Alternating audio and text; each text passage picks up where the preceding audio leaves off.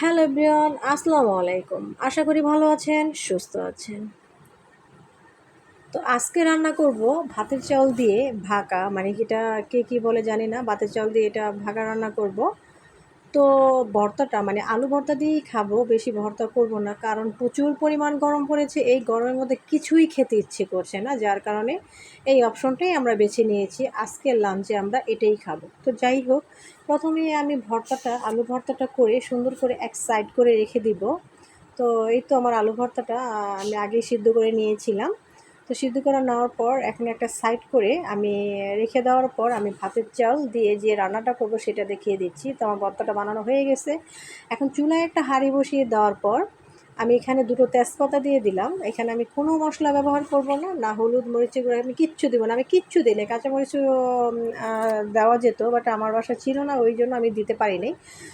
কাঁচামরিচটা দেওয়া যেতেই পারতো। তো যাই হোক, কিছুটা পরিমাণ পেঁয়াজ কুচি আমি দিয়ে এটাকে নাড়াচাড়া করার পর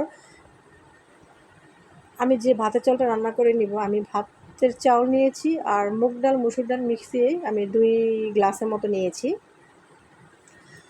তো এই তো আমি একটু সফট হয়ে আসার পর আমি 2 টেবিল চামচের মতো আদা রসুন বাটা দিয়ে দিচ্ছি। আদা রসুনটা বাটাটা দেওয়ার পর একটু নাড়াচাড়া করার পরে আমি চালটা এখানে দিয়ে কষিয়ে নিচ্ছি।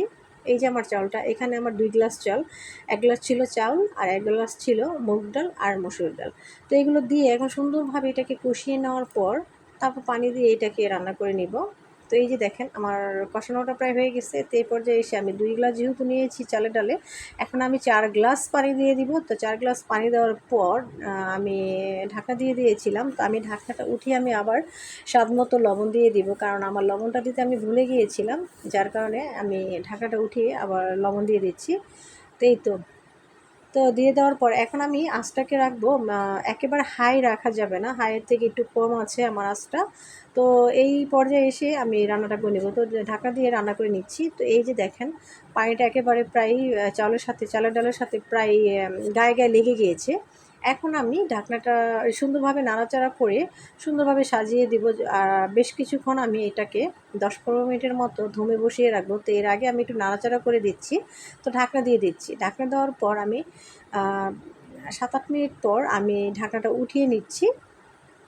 তো উঠিয়ে নেওয়ার পর দেখেন আমার ভাকাটা রান্নাটা কিন্তু কমপ্লিটলি ওকে হয়ে গিয়েছে। তো আমি এটাকে আরেকটু নাড়াচাড়া করে দিয়ে সুন্দরভাবে বিছিয়ে আমি এটাকে আরেকটু দমে রেখে দিব। আর আমি এটার মধ্যে কিন্তু একটু ঘি দিয়ে দিয়েছিলাম। আসলে ঘিটা মানে অফ ক্যামেরা দিয়েছিলাম, যার কারণে দেখেন কিন্তু এতে ঘি দেওয়ার কারণে কিন্তু ভাকাটা ভীষণ মজা হয়েছিল আর খেতে কিন্তু সত্যি খুবই মজা হয়েছিল। তো যাই হোক, তারপর আমি রাতের জন্য মাছ ভুনা করব, রুই মাছ ভুনা। তো এটার জন্য আমি দেশি পেঁয়াজ কুচি করে নিয়েছি আর টমেটো দিয়ে ভুনা করব। তো পেঁয়াজটাকে একটু তেলের সাথে মানে পরিমাণ মতো তেল দিয়ে সুন্দরভাবে পেঁয়াজটাকে দিয়ে ভাজা ভাজা করে নিলাম, একটু সফট করে নিলাম আর কি। তো সফট করে নেওয়ার পর আমি এখানে হাফ টেবিল চামচের মতো দিয়ে দিব আদা রসুন বাটা। আদা রসুন বাটাটা আমি বেশি দিব না, আমার রসুন বাটাটা থাকলে শুধু রসুন বাটাটাই দিতাম। তো আদা রসুন বাটাটা রুই মাছের মধ্যে যায়, তো এইটার জন্য আমি রুই মাছের জন্য আদা রসুন বাটা হাফ টেবিল চামচ দিয়ে এখন সুন্দরভাবে এটাকে ভাজা ভাজা করে নিলাম। ভাজা ভাজা করে নেওয়ার পর এখন আরেকটু সফট হয়ে আসছে দেখেন। যেহেতু দেশি পেঁয়াজ, আর দেশি পেঁয়াজটা রাঁধতে না আমার খুব বেশি ভালো লাগছে, কারণ পেঁয়াজটা দেওয়ার পরে নাকি সুন্দর একেবারে সফট হয়ে যাচ্ছে।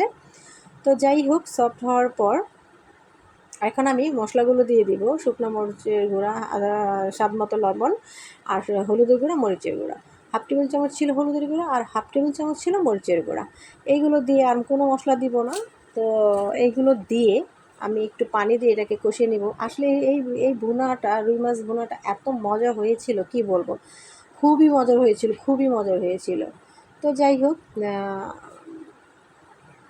একটু ভাজা ভাজা করে নেওয়ার পর এখন সামান্য পরিমাণ পানি দিয়ে দিব একটু কষিয়ে নেওয়ার জন্য।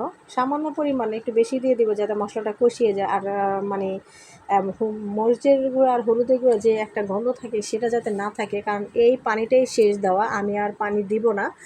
আমি আজকে এইটার মধ্যেই এই মশলাটাকে সুন্দরভাবে কষিয়ে নিব যাতে হলুদ মরিচের গন্ধটা না থাকে। তো যাই হোক, এই তো আমার কষানোটা প্রায় হয়ে আসছে মশলাটা। তো এই তো হওয়ার পর আমি মাছগুলো এখন সুন্দরভাবে বিছিয়ে দিয়ে দিচ্ছি।